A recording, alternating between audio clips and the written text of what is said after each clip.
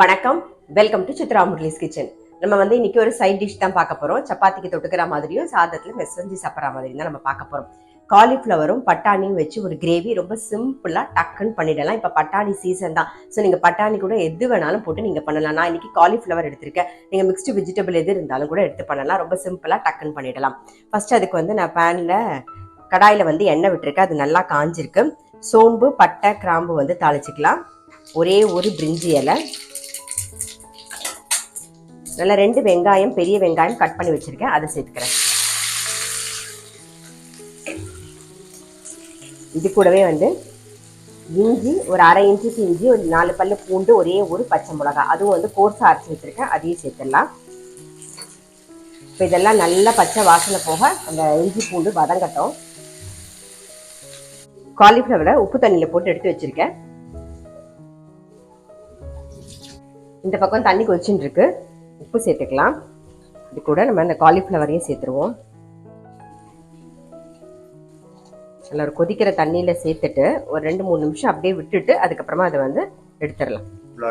நம்ம பிளான்ச் பண்ண மாதிரி பண்ணிடலாம்.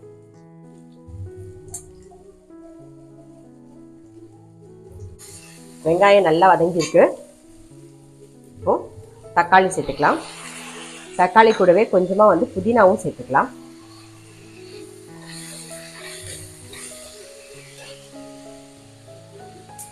உப்பு சேர்க்கலாம் இல்லையா, இப்போ உப்பு சேர்த்துருவோம்.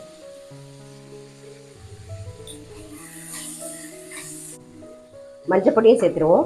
இப்போ தக்காளி நல்லா வதங்கட்டும்.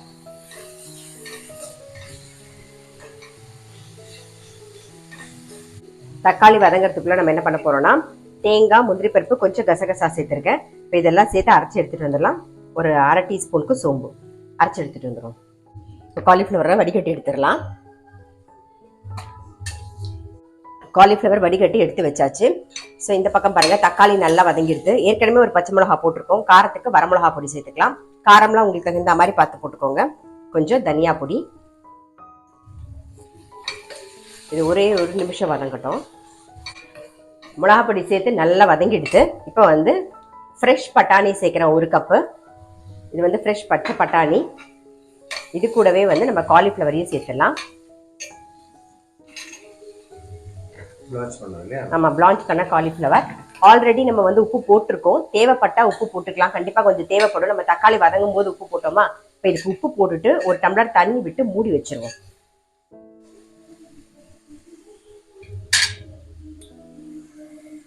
இதுக்கு தேவையான உப்பு.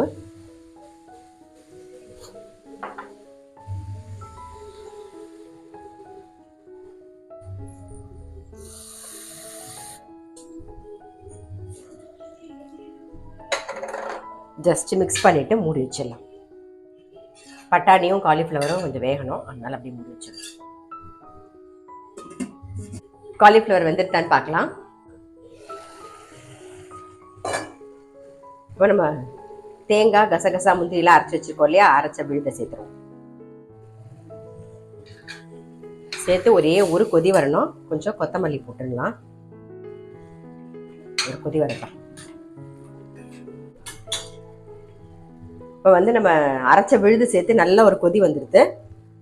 மேலாக கொத்தமல்லி போட்டால் அவ்வளோதான், நம்மளுடைய காலிஃப்ளவர் கிரேவி ரெடி. இது ரொம்ப ரொம்ப சிம்பிள், டக்குன்னு பண்ணிடலாம். இது நல்ல ஒரு சுட சாதத்தில் நீங்கள் நெய் விட்டு பிசைஞ்சு சாப்பிட்டாலும் நல்லாயிருக்கும். இல்லை ஜீரா ரைஸ் இருந்ததுனாலும் அதுலேயும் நீங்கள் பிசைஞ்சு சாப்பிடலாம். சப்பாத்தி, பூரிக்கும் நல்லாயிருக்கும், பராட்டா எல்லாத்துக்குமே நல்லாயிருக்கும். ஸோ கண்டிப்பாக ட்ரை பண்ணி பாருங்கள். நான் அடுத்த வீடியோவில் சந்திக்கிறேன்.